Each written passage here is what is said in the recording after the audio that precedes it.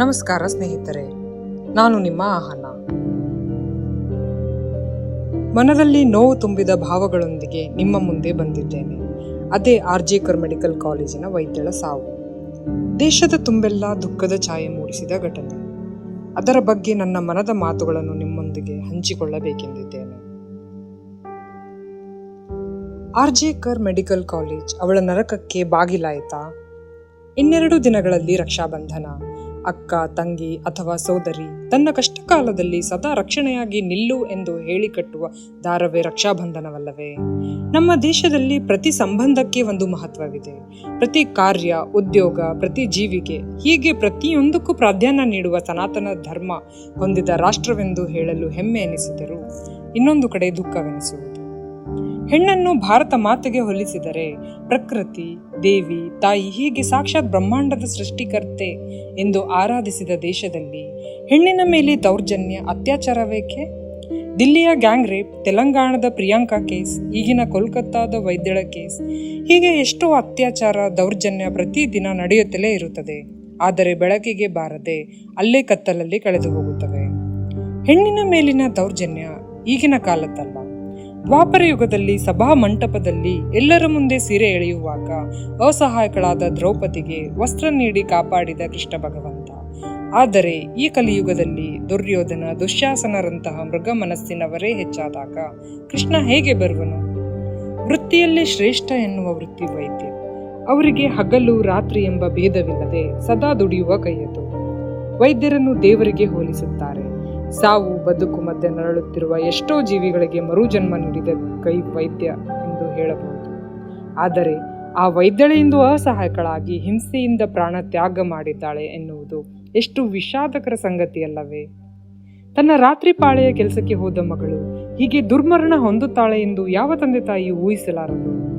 ಶುಕ್ರವಾರ ರಾತ್ರಿ 10:30ಕ್ಕೆ ಆ ವೈದ್ಯಳ ಮನೆಯವರಿಗೆ ಕರೆ ಬಂದಿದೆ. ನಿಮ್ಮ ಮಗಳು ಆತ್ಮಹತ್ಯೆ ಮಾಡಿಕೊಂಡಿದ್ದಾಳೆ ಎಂದು. ಆತ್ಮಹತ್ಯೆಯಿಂದ ಕೂಡಲೇ ಮನೆಯವರಿಗೆಲ್ಲ ಶಾಕ್ ಆಗಿದೆ. ಮಗಳ ಸಾವಿನ ಸುದ್ದಿ ಅರಿತ ತಾಯಿಯ ಆಕ್ರಂದನ ಮುಗಿಲು ಮುಟ್ಟಿತ್ತು. ತನ್ನ ಮಗಳಿಗೆ ಆತ್ಮಹತ್ಯೆ ಮಾಡಿಕೊಳ್ಳುವಂತ ಪರಿಸ್ಥಿತಿ ಅಥವಾ ಸಮಸ್ಯೆ ಏನಿತ್ತು? ಗಡಿಬಿಡಿಯಿಂದ ಮಗಳು ಕೆಲಸ ಮಾಡುವ ಆಸ್ಪತ್ರೆಗೆ ಬಂದಿದ್ದಾರೆ. ಏನಾದರೂ ಆಗಲಿ ಮೊದಲು ಮಗಳ ದೇಹವನ್ನು ನೋಡಬೇಕೆನ್ನುವರು ತಂದೆ ತಾಯಿಯ ಭಾವ. ಆದರೆ ಅವರ ತಂದೆ ತಾಯಿಯನ್ನು 3 ಗಂಟೆಗಳ ಕಾಲ ಆಸ್ಪತ್ರೆಯ ಹೊರಗೆ ಕಾಯಿಸಿದ್ದಾರೆ. ಆ ಸಮಯ ಅವರು ಅನುಭವಿಸಿದ ನರಕ ಎಂತಹುದು ಎಂದು ಊಹಿಸಲು ಕಷ್ಟವಾಗುವುದು.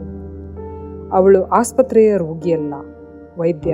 ಅವಳ ಸತ್ತ ದೇಹವನ್ನು ತೋರಿಸಲು 3 ಗಂಟೆಗಳ ಕಾಲ ಮನೆಯವರನ್ನು ಕಾಯಿಸಿ 3 ಗಂಟೆಗಳ ನಂತರ ವೈದ್ಯಳ ತಂದೆಯನ್ನು ಮಾತ್ರ ಒಳಗಡೆ ಬಿಟ್ಟಿದ್ದಾರೆ. ತನ್ನ ಮಗಳ ಅಸ್ತವ್ಯಸ್ತ ದೇಹದ ಸ್ಥಿತಿ ನೋಡಿ ತಂದೆ ಸ್ಥಿತಿ ಚಿಂತಾಜನಕ ಎಂದು ಹೇಳಬಹುದು. ಮಗಳ ದೇಹದ ಮೇಲೆ ಬಟ್ಟೆಗಳಿಲ್ಲದೆ ಬಿಳಿ ಬಟ್ಟೆ ಮುಚ್ಚಿದ್ದಾರೆ. ಗಾಯಗಳಾದ ಹಣೆ, ಕುತ್ತಿಗೆ, ಕೈ, ಅವಳ ಕನ್ನಡಕ ಒಡೆದು ಚೂರಾದದ್ದು. ಇದೊಂದು ಆತ್ಮಹತ್ಯೆ ಎನ್ನುವುದಕ್ಕಿಂತ ಅತ್ಯಾಚಾರದ ಕೊಲೆ ಎಂದು ಹೇಳಬಹುದು.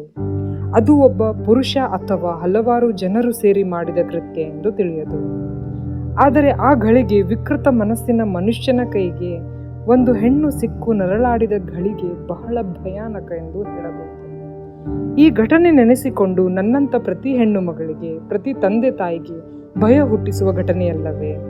ಇಂಥ ಆಧುನಿಕ ತಂತ್ರಜ್ಞಾನ AI ಯುಗದಲ್ಲಿ ನಾವಿದ್ದರೂ ಮನುಷ್ಯನ ವಿಕೃತ ಭಾವವನ್ನು ಬದಲಿಸಲು ವಿಫಲರಾಗಿದ್ದೇವೆ ಎಂದು ಹೇಳಬಹುದು.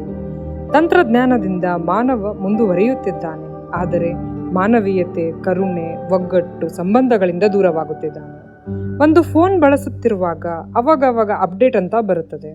ಅಂದರೆ ಹೊಸ ಮಾದರಿ ಅಳವಡಿಸಿಕೆಯನ್ನು ಅದು ಸೂಚಿಸುತ್ತದೆ. ಅದೇ ರೀತಿ ಈ ಮಾನವ ಜಾತಿಗೆ ಅಪ್ಡೇಟ್ ಆಗುವ ಹೊಸ ವಿಜ್ಞಾನ ಬೇಕೇ ಬೇಕು. ಹಿರಿಯರು ಹೇಳಿದ ಪಾಠಗಳಾದ ಮಾನವೀಯತೆ, ಅವಿಭಕ್ತ, ಸ್ತ್ರೀ ಹಿರಿಯರ ಮೇಲೆ ಗೌರವ, ಮಕ್ಕಳ ಮೇಲೆ ಕರುಣೆ, ಈ ಹಳೆಯ ಪಾಠಗಳೊಂದಿಗೆ ಹೊಸ ಜೀವನದ ಪಾಠಗಳಾದ ಕರೋನಾ, ಡೆಂಗ್ಯೂ, ಕ್ಯಾನ್ಸರ್, ಪ್ರವಾಹ, ನೈಸರ್ಗಿಕ ವೈಪರೀತ್ಯ, ಹೀಗೆ ಬಹಳಷ್ಟು ಪಾಠ ಕಲಿಸಿಕೊಟ್ಟರು. ಕಲಿಯದೇ ಇದ್ದಾಗ ಪ್ರಕೃತಿ ಅಥವಾ ಗುರು ಶಿಕ್ಷೆ ನೀಡಿ ಕಲಿಸುವ ದಿನಗಳು ಬಹಳ ದೂರವಿಲ್ಲ. ಒಂದು ಕಾಲವಿತ್ತು ಈಗಿನ ಕರ್ಮದ ಫಲ ಮುಂದಿನ ಜನ್ಮದಲ್ಲಿ ತೋರಿಸಬೇಕು ಎಂದು. ಆದರೆ ಈ ಹೊಸ ಯುಗದಲ್ಲಿ ಜನ್ಮಗಳ ಬಗ್ಗೆ ನಂಬಿಕೆ ಇಲ್ಲ. ಅದಕ್ಕೆ ಇಲ್ಲಿನ ಕರ್ಮ ಈ ಜನ್ಮದಲ್ಲಿ ತೀರಿಸಿ ಹೋಗಬೇಕೆನ್ನುವುದು. ಈಗಲಾದರೂ ಎದ್ದೇಳಿ, ಸ್ತ್ರೀ ಅತ್ಯಾಚಾರ, ಮೋಸ, ಭ್ರಷ್ಟಾಚಾರ ನಿಲ್ಲಿಸಿ ವಸುದೈವ ಕುಟುಂಬದ ಕನಸನ್ನು ನನಸು ಮಾಡಲು ಭಾರತ ಮಾತೆಯ ಗರ್ಭದ ಮಕ್ಕಳೆಲ್ಲ ನಾವು ಒಂದಾಗಿ ಬಾಳಿ, ನಾವು ಬದುಕಿ, ನಮ್ಮೊಂದಿಗೆ ಎಲ್ಲರನ್ನೂ ಬದುಕಿಸಿಕೊಳ್ಳೋಣ ಎನ್ನುವುದೇ ನನ್ನ ವಿನಂತಿ. ಇಂತಿ ನಿಮ್ಮ ಅಹನ.